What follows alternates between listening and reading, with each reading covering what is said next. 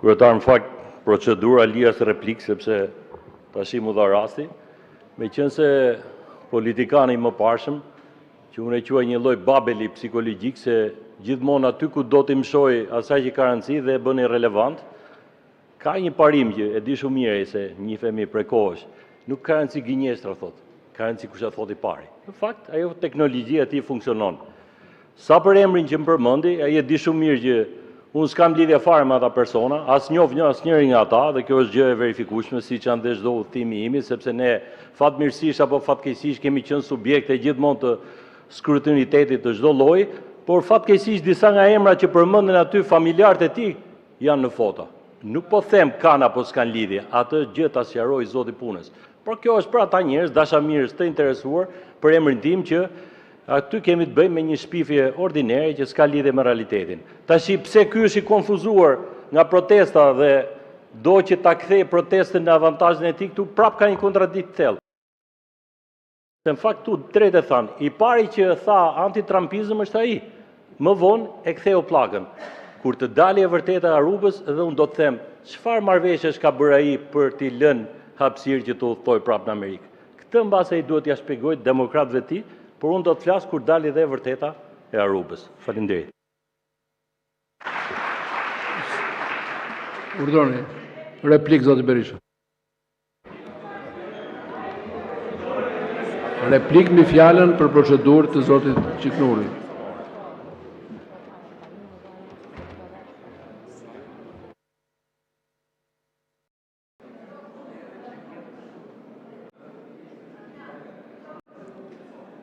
Me asë një shpifje nuk e la do të vetën tënde. Damian, dile bëj be këtu që s'ke qenë në... Dil bëj be, dil betohu këtu, betohu që nuk e qenë në Aruba. Dil këti, kurse përsaj për këtë asaj, të garantoj që gjithë qka është trillim, dhe vetëm trillim, fatmirësisht dosin e ka ndorë një armik i imi, që quhet Troplini, Altin Troplini, Altin Gjoka. Aja ka dosjen.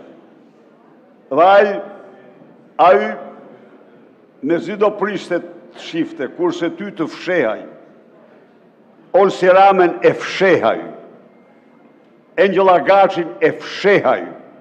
Nuk e fsheh për ty. Nuk e fsheh për Angelin. E fsheh për Edi Rama. E fsheh. Tani, në qoftë se ti thua nuk kam qenë, dil bëj be këtu, në Bibel, betohu vene këtu Bibelen, edhe je laju para shqiptarve. Bëj be, por nuk bën dot be. Jo, nuk bën dot. Dil provoje, hajde provoje. Kurse unë thuaj kërko ti publikojnë, kërko ati ti publikojnë për të vërtetuar që nuk je ti. Kërkoni ti publikojnë, s'kërkoni dot. Sulejone Dirama, Sulejone Dirama, ata hapin llafet. Për ty, llafet janë të tyre. Kërko t'i publikojnë. Këtë të thema më ta për jo. Po që... Falenderit. Ulluni zoti Berisha.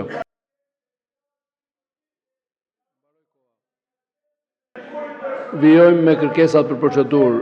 Zoti Redi Muçi.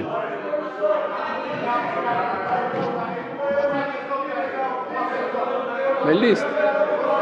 Me listë. Kush? Asnjëherë se ka marrë. Se ka marrë askush. Askush. Si?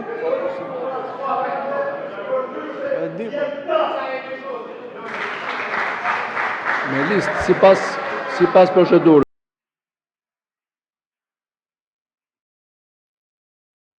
Kërkoni fjalën e procedurës dhe... Ju dëgjova pak më përpara që shprehet një shqetësim në lidhje me gjuhën dhe gramatikën në procesverbalin e kuvendit, por ende nuk kemi dëgjuar nga ju si kreu kuvendit apo institucioni në lidhje me denoncimin publik që ka bërë kolegja e nderuar e kësaj salle, zonja Mariana Koçeku, që është kërcënuar nga bandat famkeqe të Shqipërisë.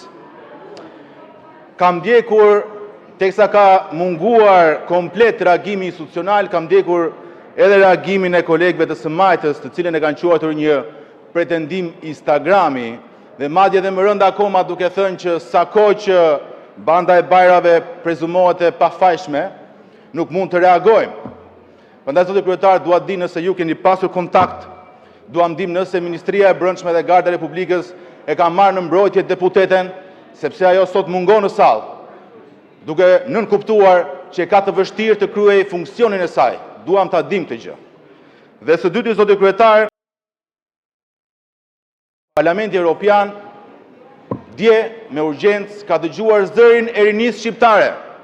Ka miratuar një rezolut ku ka kërkuar moratorium për ligjin me porosi të 2024-ës që lejon Edi Ramën të ndërtojë ku të dojë.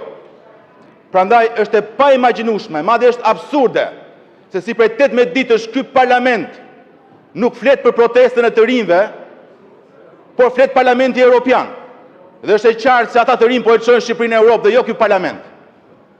Ndaj nuk ka kuptim ky rendite, nuk ka kuptim që sot në këtë seancë ne të miratojmë amnisti penale, të largojmë, të heqin nga buxhet keqbërës, ndërkohë nuk flasim për të rinj që dalin në shesh. Të rinj që po flet gjithë bota, që gjithë media ndërkombëtare më serioze po e transmeton live. Dhe ky parlament hesht. Si mund të heshti ky parlament? Përfaqësuesit e kujt është ky parlament? Ndaj nëse ka një kërkesë, zoti kryetar, janë vetëm dy. Ktheheni çështje dite, mocion për debat, do të flasim vetëm për protestën, kërkesat e saj. Dhe nëse nuk ndodh kjo, keni guximin tjetër, atëherë shpëndani këtë parlament të turpshëm. Shpëndani me njëherë. Ka dalë rinia në shesh, kërkojnë zgjedhjet parakosh me dorëheqje. Nuk ka kuptim të sillemi sikur s'ka ndodhur asnjë gjë. Prandaj, zoti kryetar, ju lutem, ktheni përgjigje për çfarë kërkova në këtë seancë, dhe së fundmi, ju lutem shumë, mos e ktheni këtë parlament në një prokurori politike.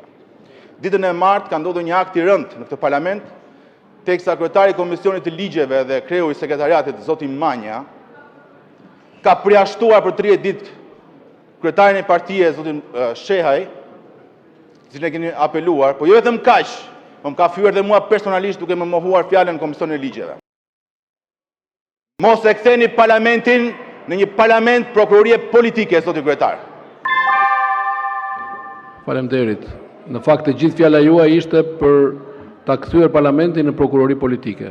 Kërkesa që nuk lidhen fare me punën tonë të ditës. Ka institucione që ndjekin edhe pretendimet për intimidime, për kërcënime e tjera, nuk mund të merremi ne këtu në parlament. Nëse e keni për populizëm, ju lutem mos shfrytëzoni hapësirën e procedurës. Fjalimet politike bëheni ku të doni, gjatë kohës që keni, por jo te procedura, sepse procedura lidhet me funksionimin e një institucioni shumë të rëndësishëm që është Kuvendi i Shqipërisë.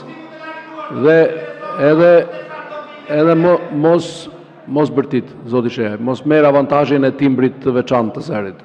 Zoti Gjiknuri.